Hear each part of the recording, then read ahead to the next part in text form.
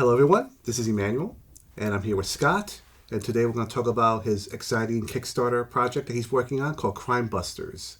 Now, I don't know how, I don't know what books you've read growing up, but Encyclopedia Brown, Nancy Drew, the Hardy Boys, anything mystery or suspense related, I enjoyed that a lot as a kid.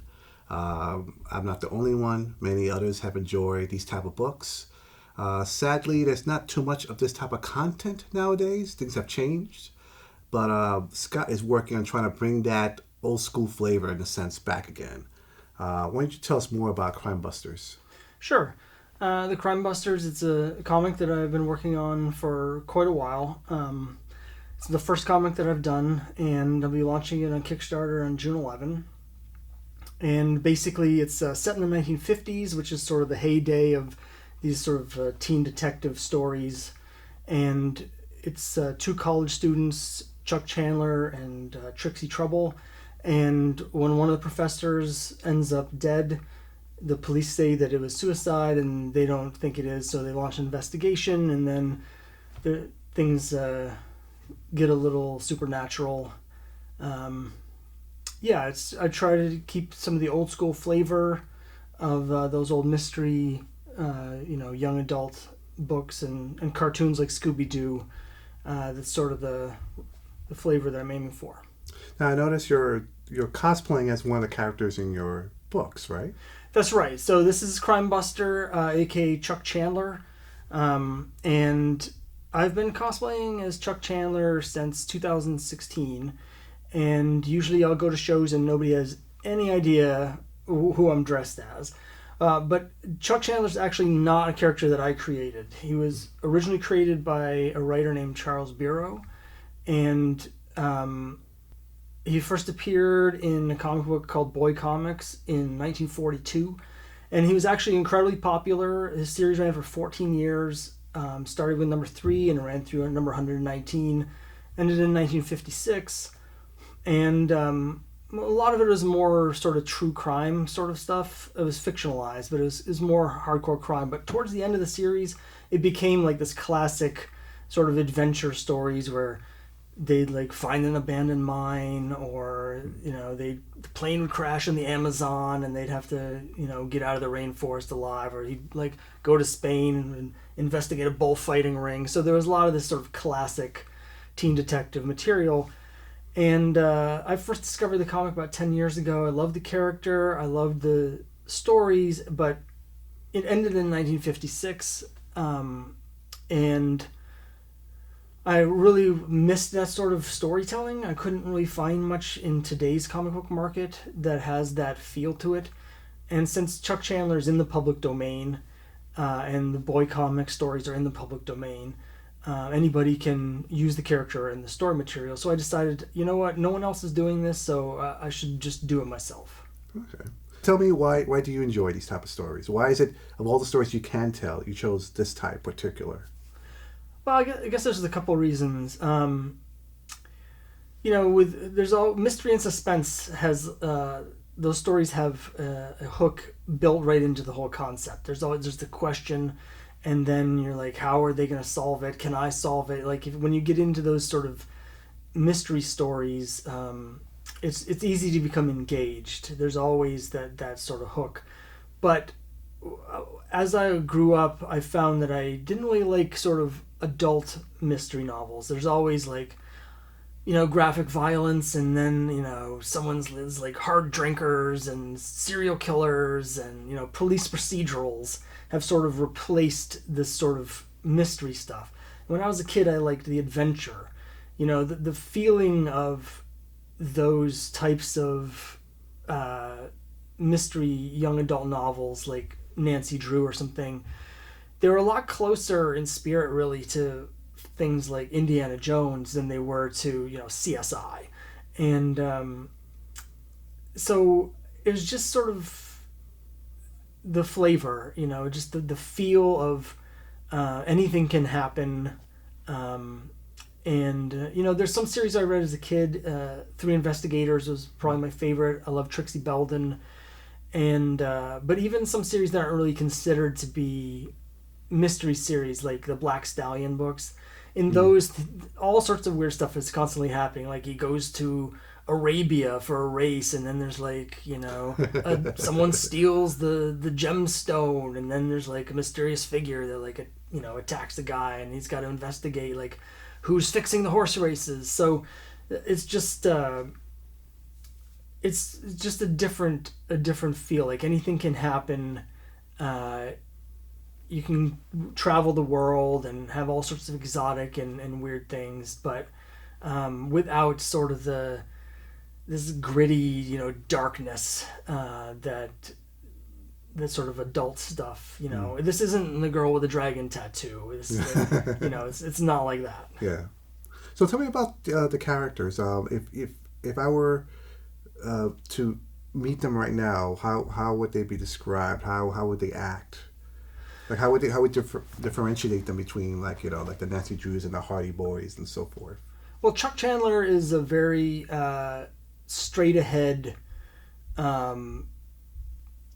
sort of man of action. He in terms of like characters that you'd recognize, he's closest in character really to Steve Rogers.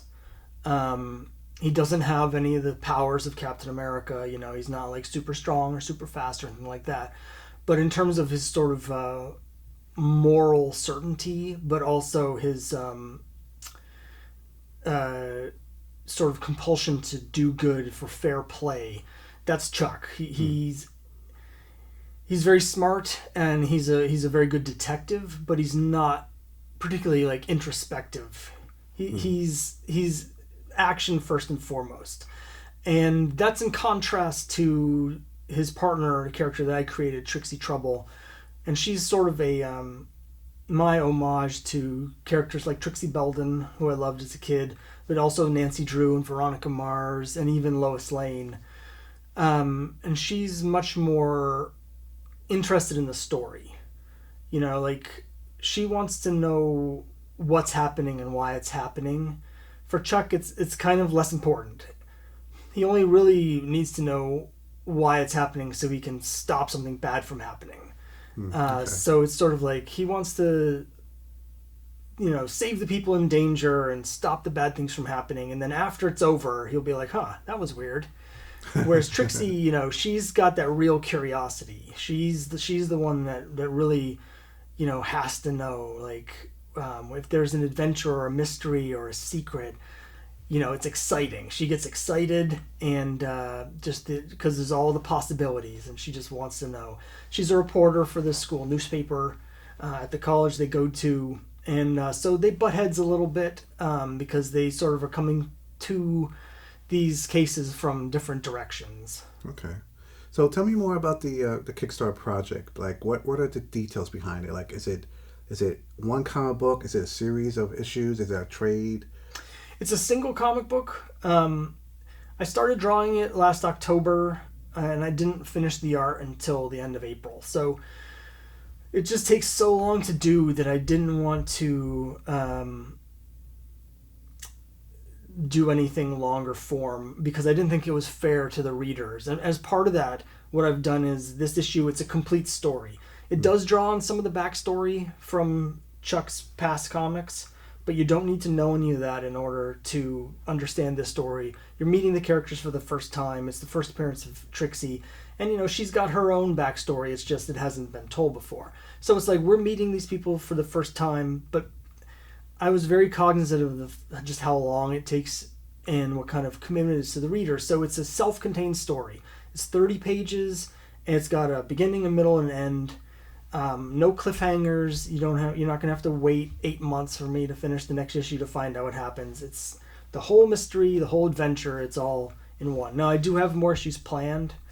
I'm gonna be starting next week on the artwork for issue 2. I have that planned out, and I also have a longer arc. So hopefully I'll have, over the course of multiple issues, there'll be subplots that will develop, and eventually there'll be like a broader arc that will sort of uncover itself. as it unfolds, because some of these mysteries are going to be connected. But each issue is going to be a self-contained story. You can pick up one story, you can read it. You don't have to have read the previous ones or the ones after it. And so this issue it's 30 pages for the main story. I might have a backup story depending on how well the Kickstarter does. I'm hoping to do a stretch goal to include that, because it does cost more, of course, to print the more pages you have. But right now it's a single issue with the definite plan of having later issues. And then once I have the second issue done, I'll be going back to Kickstarter for another project. But what we're doing here is raising money to print this first issue, and most of the rewards that I'm offering are copies of the first issue. Okay. So when will this project go live? It's going live on Kickstarter on Tuesday, June 11, and it should be live until July 3rd. So it's about 3 weeks. I didn't want to have like a really long, drawn out Kickstarter. I wanted to sort of, give people enough time to look at it and decide whether they want to back it or not, but not just drag it out. Some of these Kickstarters will go for like 2 months, and it's just, I think people will know pretty fast if they like it or not, and so there's really no reason to drag it out. So yeah, starts on June 11, runs through July 3rd. So is this a supernatural story? Is this like a Sherlock Holmes story? How would you describe this? Well, that's actually one of the things the readers will have to decide for themselves, whether or not it's a supernatural story. As a kid, I used to watch the Scooby-Doo all the time, and one thing that really bothered me about the show as a child is that they would tease ghosts and monsters, and it would never actually be a ghost or a monster.